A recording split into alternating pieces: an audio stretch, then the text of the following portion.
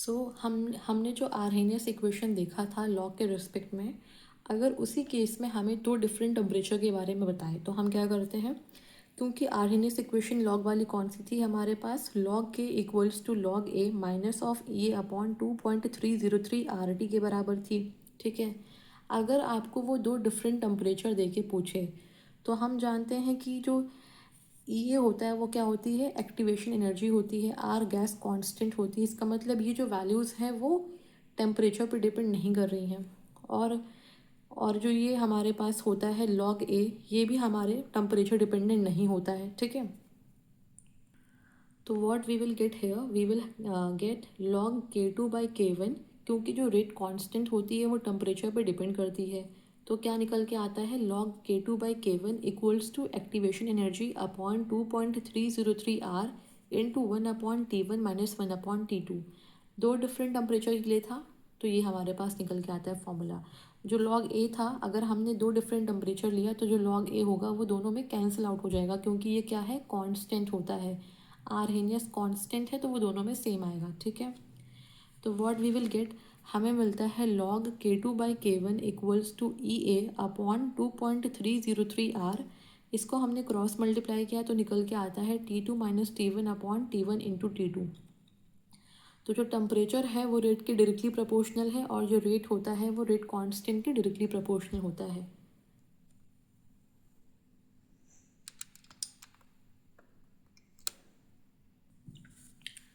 Now we are going to, अभी हमने जो आर्हेनियस इक्वेशन था उसको हमने लॉग के फॉर्म में देखा, हमने एलन के फॉर्म में देखा। अब हम देखेंगे उसका डिफरेंशियल फॉर्म। डिफरेंशियल फॉर्म तो हमने कौन सी वैल्यूज़ को लिया, एलन वाले वैल्यूज़ को लिया। Ln K equals to ln A minus of E A upon R T. ठीक है, अब हम इसको डिफरेंशिएट करेंगे टाइम के रेस्पेक्ट में। तो क्या निकल के आता है हमारे पास,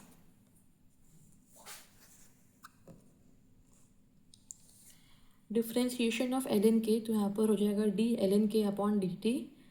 क्योंकि जो एल एन ए होता है, जो ए आर्हेनियस कांस्टेंट है, ये टेम्परेचर पर डिपेंड नहीं करता है, तो इसको डिफ्रेंशिएट करोगे तो वो ज़ीरो आ जाएगा, क्योंकि ये कांस्टेंट हो गया। तो ये हमारे पास ज़ीरो हो गया। फिर होगा differentiation of E A upon R D. ठीक है, वन अपॉन ये जो चीज़ें हैं, ई ए अपॉन आर क्या है, कांस्टेंट है। आर्हेनियस एक्टिवेशन एनर्जी हो गया और आर रेट कांस्टेंट हो गया, ये हमारे पास कांस्टेंट हो जाएगा। और वन अपॉन टी का डिफ्रेंशिएशन क्या होता है, वन अपॉन टी का डिफ्रेंशिएशन होता है minus of one upon T का स्क्वायर। ठीक है, वन अपॉन टी का डिफ्रेंशिएशन होता है minus of one upon T का स्क्वायर। ठीक है, तो यहाँ पर हो गया माइनस माइनस माइनस प्लस हो जाएगा, one E upon R T का स्क्वायर। तो डिफरेंशियल फॉर्म क्या आती है, D L N K upon D T equals to E upon R T का square. This is not very important, but आपको एक बार डिफरेंशियल फॉर्म पता होना चाहिए। ठीक है, अब हमने इस चैप्टर में बहुत सारी चीज़ें पढ़ी हैं, अब हम इसमें देखेंगे कुछ इंपॉर्टेंट टर्म्स जो हमारे सवालों में काम आएंगे। फॉर एग्ज़ाम्पल, अगर हमें पहला एक बहुत ही इंपॉर्टेंट होता है फॉर रिमूविंग ई, जो ई हमारे पास होता है जिसको हम लोग एक्सपोनेंशियल बोलते हैं। अगर हमें ई रिमूव करना होगा तो हम क्या करते हैं, दोनों साइड में एल एन ले लेते हैं। एल एन क्या होती है, ठीक है, हाँ, नेचुरल बेस जो होता है। फॉर एग्ज़ाम्पल यहाँ पर लिखा हुआ 10⁻² इक्वल्स टू ई की पावर 1000 अपॉन टी। ठीक है, अब हमें इस ई को रिमूव करना होगा, ये सवालों में आपके लिए काम आएगा कि when you have to remove E, आप क्या करोगे, दोनों साइड में एल एन ले लोगे। तो यहाँ पर क्या हो गया, एल एन 10⁻² और यहाँ पर हो जाएगा एल एन ई की पावर 1000 अपॉन टी। अब जब भी एल एन और ई साथ में आएगा तो ये जो वैल्यू है वो अपने आप से गायब हो जाएगी। एल एन और ई साथ में आएगा तो वैल्यू अपने आप से गायब हो गई, तो जो पावर में होगा वो हमारे सामने आ जाएगा। तो यहाँ पर क्या बचता है, एल एन 10⁻² है और यहाँ पर क्या हो जाएगा, 1000 अपॉन टी। ठीक है, जो पावर में होगी वो वैल्यू नीचे आ जाएगी। ठीक है, और जो एल एन ई होता है वो डिसअपेयर हो जाता है। ये तरीका होता है फॉर रिमूविंग ई। ठीक है, फिर एक हमारे पास पॉइंट होता है, अगर कोई रिएक्शन स्लो होती है। ठीक है, बहुत बार होता है कि रिएक्शन को बताते हैं कि स्लो है, बताते हैं कि रिएक्शन फास्ट है। अगर रिएक्शन स्लो है तो इसका मतलब क्या हो रहा है, वो रिएक्शन धीरे धीरे धीरे धीरे धीरे धीरे आगे बढ़ेगी। अगर कोई रिएक्शन बहुत धीरे धीरे आगे बढ़ेगी तो इसका मतलब क्या हो गया, जो उसकी एक्टिवेशन एनर्जी होगी वो ज़्यादा होगी। ठीक है। तो फॉर अ स्लो रिएक्शन जो एक्टिवेशन एनर्जी होती है वो ज़्यादा होती है। और अगर कोई रिएक्शन फास्ट हो रही है, मतलब कोई रिएक्शन अभी शुरू हुई और ये फट से हो जा रही है, तो इसका मतलब जो इसकी एक्टिवेशन एनर्जी होगी वो क्या हो जाएगी, वो कम हो जाएगी। ठीक है। फिर एक बहुत इंपॉर्टेंट पॉइंट आता है हमारे पास कि अगर रिएक्शन 2 स्टेप में हो रही है, तो 2 स्टेप में होने का मतलब एक तो होता है रिएक्शन कॉम्प्लेक्स है, बट अगर आपसे वो ग्राफ के बारे में पूछ रहा है और 2 स्टेप बता रहा है, इसका मतलब 2 स्टेप में हो रही है, 2 पीक का फॉर्मेशन होगा। 2 स्टेप में हो रही है, 2 पीक का फॉर्मेशन होगा। फिर मान लो उसने आपको स्टेप्स दे दिया, एक मान लो कोई स्टेप है और एक मान लो कोई स्टेप है। पहला स्टेप बोल रहा है स्लो है। स्लो रिएक्शन का होने का मतलब क्या हो रही है, उसकी एक्टिवेशन एनर्जी ज़्यादा है। अगर उसकी एक्टिवेशन एनर्जी ज़्यादा होगी तो जो उसका पीक होगा वो बड़ा होगा, तो that will have a bigger peak. अगर कोई रिएक्शन फास्ट हो रही है उसका मतलब क्या है, जो उसकी एक्टिवेशन एनर्जी है वो कम होगी, और एक्टिवेशन एनर्जी कम होगी इसका मतलब उसमें जो पीक होगा वो स्लो होगा। ठीक है। तो ये भी सवालों में काम आता है कि अगर स्लो रिएक्शन होगी तो उसकी एक्टिवेशन एनर्जी ज़्यादा होगी और जो उसका पीक होगा वो भी ज़्यादा होगा। अगर कोई रिएक्शन फास्ट है तो उसकी एक्टिवेशन एनर्जीज कम होती है और उसकी जो पीक होती है वो भी छोटा होता है। अब हमने इसका सवाल भी देखा है कि एंडोथर्मिक रिएक्शन में क्या होता है। आप हमेशा याद रखो एंडो बोल रहा है तो एंडो में क्या होगा, एक्टिवेशन एनर्जी जो होती है वो हमेशा ज़्यादा होती है, डेल्टा एच, जिसको हम लोग एंथैल्पी बोलते हैं, हमेशा। बट एक्सोथर्मिक रिएक्शन के बहुत नखरे होंगे। ठीक है। वहाँ पर कुछ भी हो सकता है, वहाँ पर बराबर भी हो सकता है, कम भी हो सकता है, ज़्यादा भी हो सकता है। ठीक है। तो मैंने आपको ये क्वेश्चन करवाया है प्रीवियस लेक्चर में, आप वहाँ से फिर से रेफरेंस ले सकते हो कि किसकी बात हो रही है। बट फॉर लर्निंग पर्पज़ कि अगर आपको याद दिमाग में एक बार स्ट्राइक करे, तो एंडोथर्मिक रिएक्शन में एक्टिवेशन एनर्जी जो होती है वो हमेशा एंथैल्पी से ज़्यादा होती है, और एक्सोथर्मिक रिएक्शन में कुछ भी हो सकता है। ठीक है। फिर एक बहुत इम्पॉर्टेंट सा पॉइंट होता है, बहुत बार रेट कांस्टेंट देके वो आपसे सवाल में एक्टिवेशन एनर्जीज को पूछता है। तो मान लो यहाँ पर रेट कांस्टेंट लिखा हुआ है, K1 लिखा है इंटू K2 अपॉन K3। ठीक है। तो व्हाट विल हैपन, इसको हम लोग सॉल्व करेंगे आरएनएस इक्वेशन लगा के, तो वो बहुत ही लंबा प्रोसेस हो जाता है। ठीक है। तो इसका एक बहुत सिंपल सा ट्रिक होता है कि आपको ये दे रखा हुआ है रेट कांस्टेंट और आपसे वो पूछ रहा है अबाउट एक्टिवेशन एनर्जी, तो आप क्या करोगे, ये के लिखा हुआ है तो आपने इसके प्लेस पे लिख दिया ई ए। जो मल्टीप्लाई में होगा उन एनर्जीज़ को आप प्लस में कर दोगे और जो डिवाइड में होगा उसको आप माइनस कर दोगे। सिंपल सी बात है। जो मल्टीप्लाई होगा उन एनर्जीज़ को आप प्लस कर दोगे और जो डिवाइड में होगा उसको आप माइनस कर दोगे। तो यहाँ पर क्या निकल के आता है, activation energy first plus activation energy second minus activation energy third. जो डिवाइड में था वो माइनस हो गया और जो हमारे मल्टीप्लाई में था वो प्लस हो गया। मतलब क्या है, add the numerator and subtract the denominator. अगर अगर मल्टीप्लाई में पावर के फॉर्म में हो तो जो पावर है वो आगे आके मल्टीप्लाई हो जाता है। तो ये पावर हमारे पास 2e(a1) हो जाएगा प्लस e(a2) हो गया, और जो डिवाइड में है वो क्या हो जाता है, माइनस, तो यहाँ पर हो गया माइनस e(a3). तो what we have to do about power, हमें पावर को क्या करना होता है, मल्टीप्लाई करना होता है। तो ये कुछ बेसिक पॉइंट्स हैं, सवालों में आपको काम आएंगे। इन्हें आपको नोट करने की ज़रूरत नहीं है, इसको आप साइड में लिख लो, ये आपके क्वेश्चन सॉल्विंग में हेल्प करेंगे। अब हमने केमिकल काइनेटिक्स का जो थ्योरी पोर्शन है वो पूरा कंप्लीट कर लिया है, और कुछ क्वेश्चंस करेंगे क्योंकि सिर्फ थ्योरी पढ़ने से आपका कंसेप्ट क्लियर नहीं होगा, सवाल करने बहुत ज़रूरी होते हैं, तभी आपका जो कंसेप्ट होगा वो पॉलिश होगा। ठीक है। अब यहाँ पर एक सवाल हमारे पास है, reaction at 10 degree Celsius if the temperature is increase by 50 degree Celsius. Reaction हमारे पास 10 डिग्री सेल्सियस पे है और टेम्परेचर को बता रहा है कि इस इंक्रीज बाय का मतलब क्या होता है, मतलब आपको 10 में 50 को जोड़ना है। ठीक है। 2 का मतलब होता है वहाँ तक और बाय का मतलब होता है उतने से। तो if the temperature is increase by 50 degree Celsius then how many times rate of reaction will become. आपको आपको सवाल में टेम्परेचर दे रखा है और आपसे पूछ रहा है रेट ऑफ रिएक्शन का क्या रिलेशन होगा। तो आपने पढ़ा था अबाउट टेम्परेचर कॉफिशिएंट जो बताता है आपको बीच relation between rate of reaction and temperature. तो सिंपल पहले आप क्या लिखोगे, फॉर्मूला क्या होती है, R2 upon R1 equals to mu delta T upon 10, ठीक है। ये आपका फॉर्मूला होता है फॉर द टेम्परेचर कोफिशिएंट, जिसको आप म्यू बोलते हो। अगर इसकी वैल्यू सवाल में नहीं गिवन होगी, और मोस्टली सवाल में इसकी वैल्यूज़ नहीं दी होती हैं, तो इसको आप क्या करते हो, 2 रखते हो। टेम्परेचर 1 हमारे पास कौन सी है, 10 डिग्री सेल्सियस, और T2 हमारे पास क्या है, इस इंक्रीज बाय, मतलब 50 को आपको ऐड करना है, तो ये हमारे पास कितना हो गया, 60 डिग्री सेल्सियस। तो डेल्टा टी क्या निकल के आता है, इट इज़ 50 डिग्री सेल्सियस। अब इस डेल्टा टी को आप यहाँ पर पुट करोगे। रेट को पूछ रहा है कि वो कितने टाइम्स हो जाएगा, R1 R2 ना पूछ के वो टाइम्स पूछ रहा है, तो आप क्या करोगे, म्यू के प्लेस पे आप 2 पुट करोगे, डेल्टा टी के प्लेस पे 50 upon 10 which is coming to be 5। 2 की पावर 5 कितनी हमारे पास होती है, 32।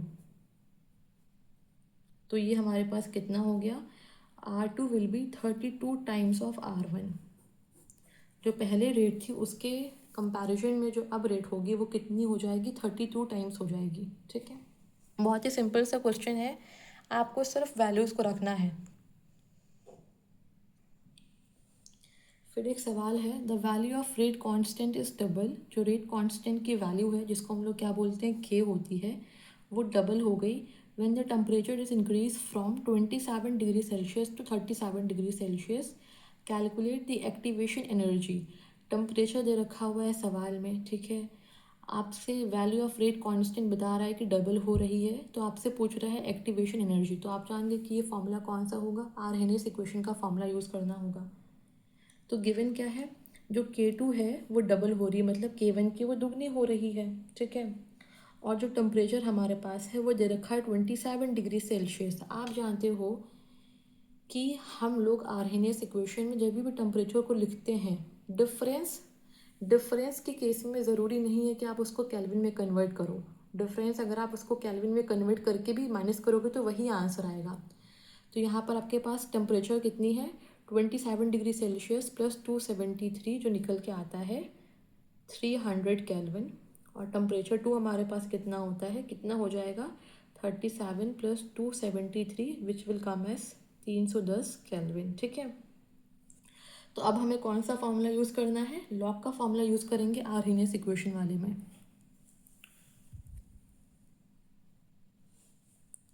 फॉर्मूला क्या होता है, log K2 by K1 equals to EA upon 2.303 R1 upon T1 minus 1 upon T2, ठीक है। तो यहाँ पर क्या हो जाएगा, जो K2 है वो K1 का ट्वाइस है, तो यहाँ पर बचेगा log 2 equals to activation energy upon 2.303। R की वैल्यू हमारे पास क्या होती है, क्योंकि सवाल में पूछा है you have to find activation energy in kilo joule per mole, तो हम कौन सी वैल्यू लेंगे, ई की एक्टिवेशन एनर्जी की कौन सी वैल्यू लेंगे, वो सॉरी आर की कौन सी वैल्यू लेंगे, जूल वाली कौन सी वैल्यू होती है, 8.314 होती है। बट ये पूछ रहा है किलो जूल में, तो इसको भी आप किस में कन्वर्ट करोगे, किलो में, बाय डिवाइडिंग 1000 से डिवाइड करके। टेम्परेचर हमारे पास क्या है, 1/300 माइनस 1/310, ठीक है। चीज़ें क्लियर है। इसको आप फर्दर सॉल्व करोगे तो log 2 will equals to activation energy find करना है 2.303 इंटू 8.314 अपॉन 1000, 1/300 माइनस 1/310। इसको आप सॉल्व करोगे, log 2 की वैल्यू कितनी होती है,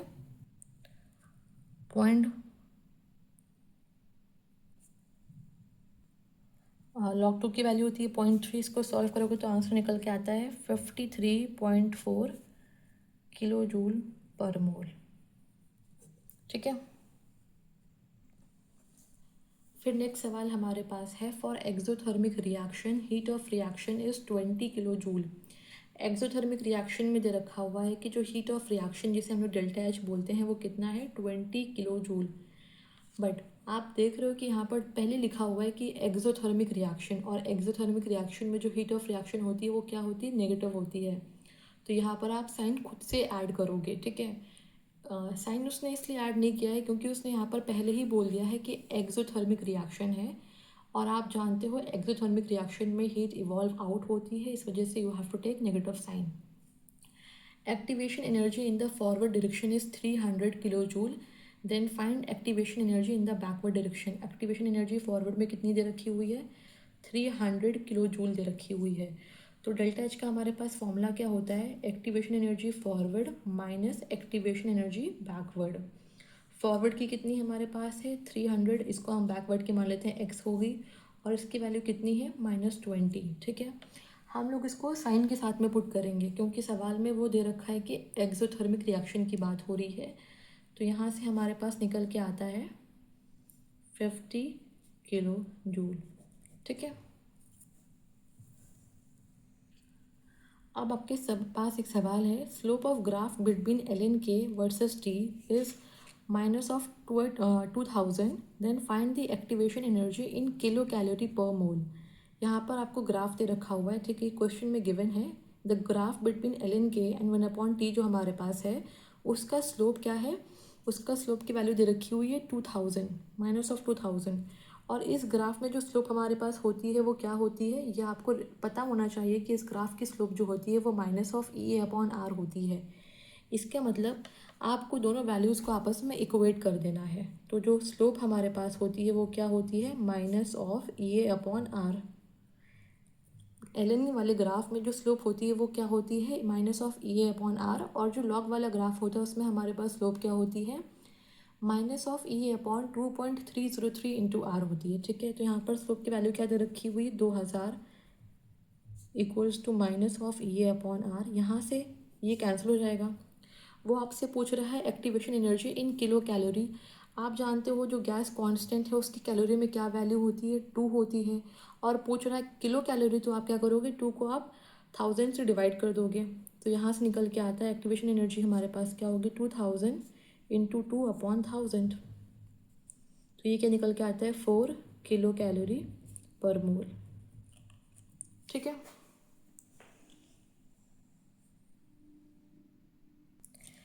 सवाल दे रखा है, ये सवाल जो है वो नीट में भी आया है, जेई में भी आया है, तो ये एक इम्पॉर्टेंट क्वेश्चन बनता है। एलिमेंट्री रिएक्शन दे रखा है और इसमें 2 स्टेप्स दे रखे हैं। पहले स्टेप का जो के होता है रेट कांस्टेंट, उसकी वैल्यू क्या है? 10⁶ E/(E)−E⁻2000/T। और जो सेकेंड रिएक्शन है उसमें जो K2 की वैल्यू है वो क्या है? 10⁻14 फिर पूछ रहा है कि find the temperature at which K1 equals to K2। ऐसा कौन सा टेम्परेचर होगा जो दोनों रेट कांस्टेंट होंगे वो आपस में बराबर हो जाएंगे? तो हमें क्या करना है? K1 को K2 के बराबर करना है। K1 की वैल्यू सवाल में गिवन है और K2 की वैल्यू भी सवाल में गिवन है, आपस में आप इसको बराबर करो। तो 10⁻16 E⁻−2000/T इक्वल्स टू 10⁻14 E⁻−1000/T।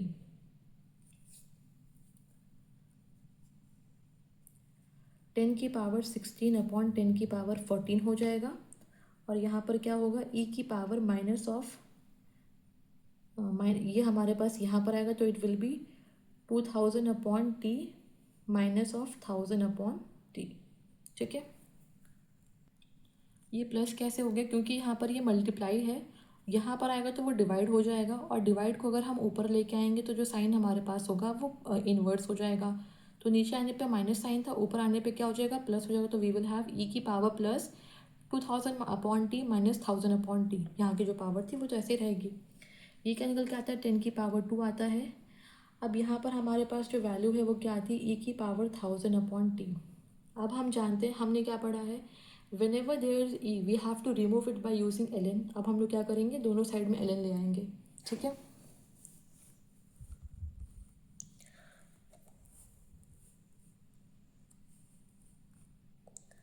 तो यहाँ पर क्या होगा हमारे पास?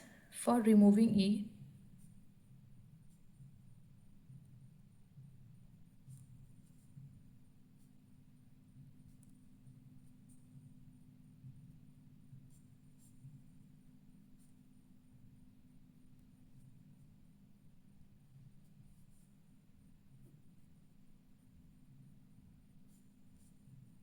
जो पावर हमारे पास है वो वैल्यू बन के नीचे आ जाएगा। ठीक है, अब हमें ये पता होता है कि we don't know the value of ln, तो हमें पता होती है लॉग की वैल्यूज़, तो अब इसको हम लोग लॉग में कन्वर्ट करेंगे। अब हमारा E रिमूव हो चुका है, लॉग में कन्वर्ट करने के लिए हम लोग क्या करते हैं, 2.303 से मल्टीप्लाई करते हैं, तो ये हमारे पास हो गया log 10⁻² equals to 1000/t। Log ये जो हमारे पास पावर में होती है वो आगे आके मल्टीप्लाई हो जाती है, तो हमारे पास क्या आता है 2.303 इंटू 2, और लॉग 10 की वैल्यू हमारे पास होती है 1 इक्वल्स टू 1000/t।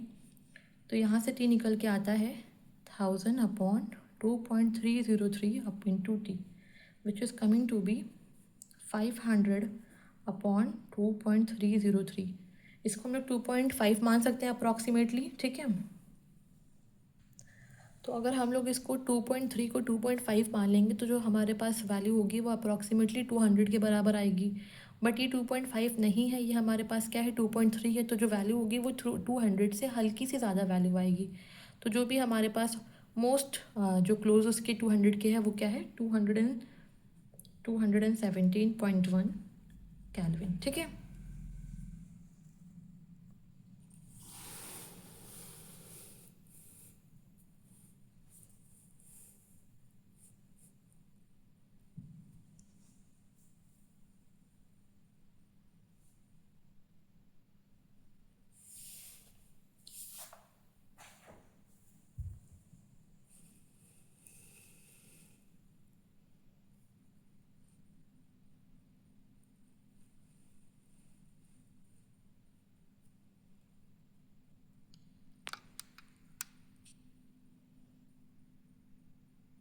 फिर हमारे पास सवाल है find the value of pre exponential factor. नाम बताने का मेरा मतलब यही था कि कभी कभी सवाल में अब आपको आर्हेनियस कांस्टेंट ना देके वो कुछ और भी बोल सकता है, तो उसने यहाँ पर बोल दिया प्री एक्सपोनेंशियल फैक्टर। अगर आपको ध्यान नहीं हुआ तो आप जान नहीं पाओगे इसे, ठीक है। तो ये हमारे पास क्या होती है, ये होती है ए ही होती है, जिसे हम लोग आर्हेनियस कांस्टेंट बोलते हैं। And the activation energy in kilo calorie per mole from the following equation. यहाँ पर आपको इक्वेशन दे रखा हुआ है और आपको यहाँ से फाइंड करना है कि प्री एक्सपोनेंशियल फैक्टर की वैल्यू क्या है और एक्टिवेशन एनर्जी की वैल्यू क्या है।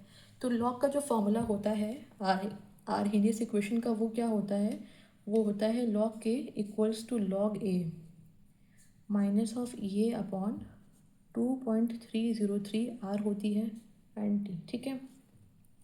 अब यहाँ पर लॉग ए के प्लेस पे दे रखा हुआ है 6, मतलब जो लॉग ए है वो 6 के बराबर है। तो ए हमारे पास क्या हो जाएगी 10⁻6 हो जाएगी, क्योंकि अगर हम लोग लॉग हटाते हैं तो जो सामने वाली वैल्यू होती है वो 10 के पावर में आ जाती है, ठीक है। तो हमने लॉग हटाया यहाँ से, जो सामने वाली जो वैल्यू है वो किसके पावर में आ गई 10 की पावर में आ गई।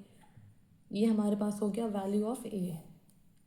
क्या हो गया हमारे पास प्री एक्सपोनेंशियल फैक्टर की वैल्यू निकल के आ गई। अब हमसे पूछ रहा है कि एक्टिवेशन एनर्जी की वैल्यू क्या होगी। तो हमने देखा जो ये टर्म हमारे पास है activation energy upon 2.303 R into T, इसकी वैल्यू गिवन है 2000/t। माइनस और माइनस जो होगा वो कैंसिल आउट हो जाएगा, ठीक है। यहाँ से आप जो टेम्परेचर है उसको कैंसिल कर दोगे, तो हमारे पास ये क्या आती है 2000 इंटू 2.303, और आर हमारे पास क्या है, क्योंकि सवाल में पूछा है अबाउट कैलोरी में और पूछा है किलो कैलोरी में, तो कैलोरी में आर की वैल्यू क्या होती है 2 होती है, और किलो आपने अगर यूज़ कर दिया तो you have to divide by 1000, ठीक है।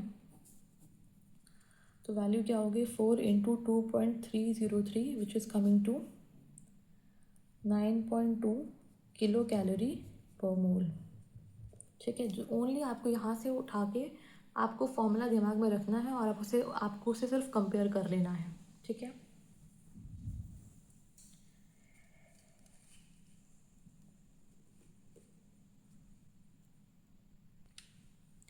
फिर यहाँ पर एक बहुत लंबा सा क्वेश्चन है, for a chemical reaction occurs in 3 step having the rate constant K1 K2 K3 and the overall rate of reaction जो है वो K1 into K3 upon K2 if the activation energy in first, second and third steps are 30, 40 and 60 kilojoule per mole, then determine the activation energy of overall reaction, ठीक है।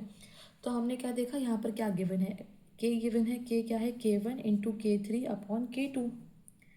अगर हम लोग इसको convert करें तो फॉर्मूला हमारे पास क्या होता है, के इक्वल्स टू ए ई की power minus of E A upon R T. आपको के दे के वो क्या पूछ रहा है, एक्टिवेशन एनर्जी, तो आप इसको कन्वर्ट करोगे तो आपने क्या बोला, के प्लेस में आप लिखोगे ए ई की power minus of E A upon R T बोलोगे। के1 के प्लेस पे आपने लिखा ए तो हमारे पास कांस्टेंट होता है, आर एन एस कॉन्स्टेंट वो सेम रहेगी, minus of E A upon E A one upon R T into A E हो जाएगा minus of E A two upon R T, और नीचे हमारे पास क्या है, के टू ए ई की power minus of E A three upon, sorry यहाँ पर 3 और यहाँ पर 2 अपॉन आर टी हो गया। ठीक है, अब जो ए हमारे पास है वो सब में है तो वो कैंसिल आउट हो जाएगा, तो हमारे पास क्या बचेगी, ई की power minus of E A upon R T, यहाँ पर बचेगा ई की power minus of E A one upon R T into E की power minus of E A three upon R T, और यहाँ पर बचेगी ई की power minus of E A two upon R T. ठीक है, ये हमारे पास बची। तो आपने देखा कि जो सारे में वैल्यूज़ में जो बेस हमारे पास है वो सेम है, अगर बेस सेम होता है तो जो पावर होती है वो क्या हो जाती है, ऐड हो जाती है। ठीक है, तो बेस सेम होने पे पावर क्या होती है, ऐड होती है। तो हम पावर को क्या करेंगे, ऐड, माइनस ऑफ ई ए, जो आर टी है वो भी हमारे पास कैंसिल हो जाएगा। ठीक है, तो we will get minus of E A equals to minus of E A one minus of E A three, और ये हो गया plus of E A two. इसको अगर हम लोग सॉल्व करेंगे तो हमारे पास क्या निकल के आता है, पॉजिटिव करेंगे तो यहाँ पर हमारे पास आता है, माइनस को कॉमन कर लिया तो हमारे पास आता है plus E A three minus of E A two, तो यहाँ से माइनस और यहाँ से माइनस हमारे पास कैंसिल हो गया, तो जो रिलेशन बिटवीन एक्टिवेशन एनर्जीज ये आती है इस पर्टिकुलर रिएक्शन में।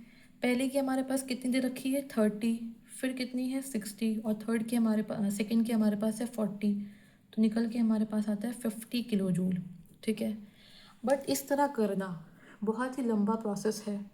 मैंने आपको पीछे ही बताया है एक ट्रिक, जब भी आपको वो रेट कांस्टेंट दे रखेगा तो आप क्या करोगे, आपने रेट कांस्टेंट देखा और उससे उसने आपसे पूछा अबाउट एक्टिवेशन एनर्जी, तो आपने क्या करना होता है, जो मल्टीप्लाई में होगा उसको आप क्या ऐड कर दोगे, जो न्यूमरेटर में होगा उसको आप ऐड कर दोगे, और जो नीचे होगा उसको आप सब्सट्रैक्ट कर दोगे। तो आपने क्या करा, क्या निकल के आती है, activation energy 1 + 3 minus E A two, ये हमारे पास वैल्यू कितनी है, 30 + 60 - 40, हमारे पास कितना आ गया, 50 किलो जूल। तो ये ट्रिक हमारे पास जो है वो बहुत ही सिंपल है। Instead of doing the whole process आप इस ट्रिक पे रिलाई करो, आपका आंसर जो होगा वो हमेशा सही आएगा। ठीक है, मैंने सिर्फ आपको इसलिए करके दिखाया कि द वे ऑफ सॉल्विंग जो होता है वो ये है, बट अगर आपको ये पता है सिंपल ट्रिक क्या है तो आप इसको अप्लाई करके भी सवाल के आंसर ला सकते हो। तो आपने देखा कि क्वेश्चन बहुत बड़ा है, बट इसका आंसर आप सिर्फ 2 स्टेप में भी ला सकते हो। ठीक है, आप लोग एक बार इसको भी नोट कर लो कि इसका जो लॉन्ग प्रोसेस है वो कैसे करना होता है, और फिर शॉर्ट प्रोसेस जो शॉर्ट ट्रिक है वो कैसी होती है।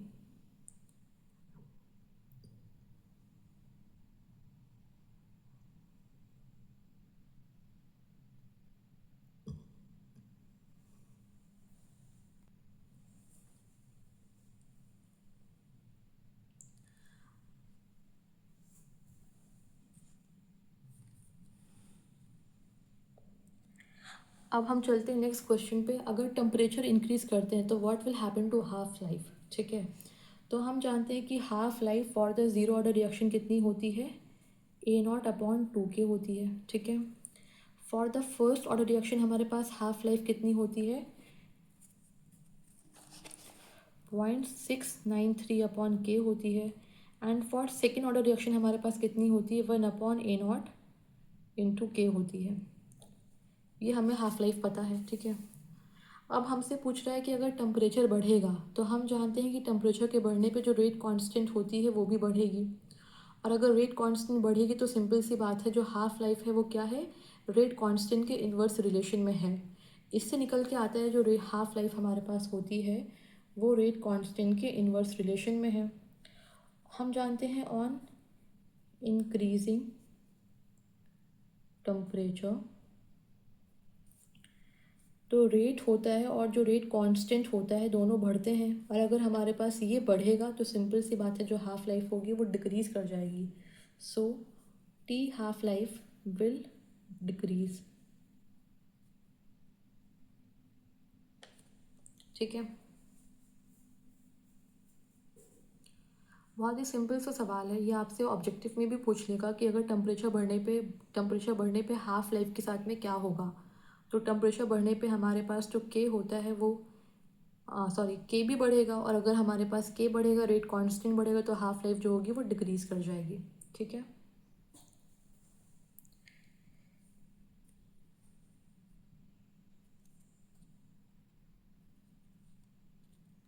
Then we have the next question, the value of rate constant is double. Rate constant हमारे पास क्या होती है, फिर हमारे पास एक लास्ट क्वेश्चन है, at 500 kelvin 0.001% of total molecules और एक्टिव मॉलिक्यूल। ठीक है, इतने मॉलिक्यूल जो हमारे पास है, टोटल मॉलिक्यूल में से इतने मॉलिक्यूल्स जो हैं वो क्या हैं, एक्टिव मॉलिक्यूल हैं। Calculate the activation energy in kilo calorie per मोल। हमें पता होता है कि एक्टिव मॉलिक्यूल कितने होते हैं, जो हमने देखा था from Maxwell and Boltzmann theory, sorry graph से, वो हमारे पास क्या होते हैं, ई की power minus of E A upon R T होती है। ये हमारे पास होते हैं total number of active molecule का फॉर्मूला। अब उसकी वैल्यू यहाँ पर दे रखी है सवाल में 0.001%।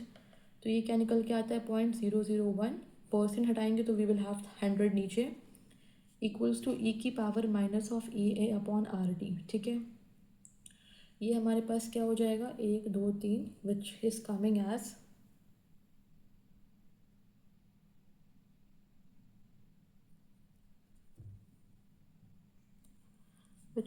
एज ई की पावर 10 की पावर -5 हो जाएगा, ये हमारे पास 5 हो गया। ठीक है, इक्वल्स टू ई की power minus of E A upon R T. हमने देखा फिर से हमारे पास ई है, तो इसको हम लोग रिमूव करने के लिए क्या करेंगे, दोनों साइड में एल एन ले लेंगे। तो यहाँ पर क्या हो गया, एल एन 10 की पावर -5 और एल एन ई हो गया minus of E A upon R T. ठीक है, तो ये हमारे पास जो टर्म होगा वो गायब हो जाएगा। बहुत बार जो होता है ना कि एल एन ई को साथ में लिखते नहीं हैं, एक बार में उसको रिमूव कर देते हैं, बट आपको समझाने के लिए मैं यहाँ पर सिर्फ आपको समझाने के लिए कि एल एन लेने पे हमारे पास जो ई होता है ये साथ में गायब हो जाता है। बट व्हाट दे नॉर्मली इस स्टेप को वो हटा के दे सिंपली राइट एल एन 10 की पावर -5 हो जाती है, और जो पावर में हमारे पास थी वो वैल्यू में आती है minus of E A upon R T. ठीक है, इस स्टेप को हटा के वो सीधे इसको लिखते हैं। बट ये मैं आपकी सिर्फ अंडरस्टैंडिंग के लिए बता रही हूँ कि जो एल एन ई होता है वो गायब हो जाएगा, और जो पावर होती है वो सामने वैल्यू में आ जाती है। ठीक है, अब हमें पता है कि हमें एल एन की वैल्यूज़ तो पता नहीं होती, we know the only the values of log. तो इसको हम लोग कन्वर्ट करेंगे लॉग में कन्वर्ट करते हैं तो क्या करते हैं, 3.303 से मल्टीप्लाई करते हैं, तो ये हो गया लॉग 10 की power -5 equals to E A upon R into T. अब हमने क्या किया, जो पावर में होती है लॉग की वो आके आगे मल्टीप्लाई होती है, तो वी हैव 2.303 इंटू -5, और लॉग 10 की वैल्यू होती है 1।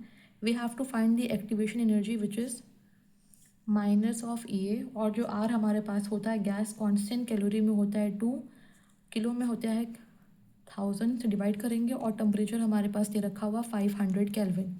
ठीक है, तो ये क्या निकल के आता है, 5 इंटू 2.303 which is coming to be 115 kilo calorie per mole. तो ये सवाल कैसे हो गया, when you know the formula कि एक्टिव नंबर ऑफ मॉलिक्यूल कितने होते हैं, वो होते हैं ए की power minus of A upon R T. तो जो भी आपको वैल्यू गिवन है आपने उसको इसके बराबर इक्वेट कर दिया। ठीक है,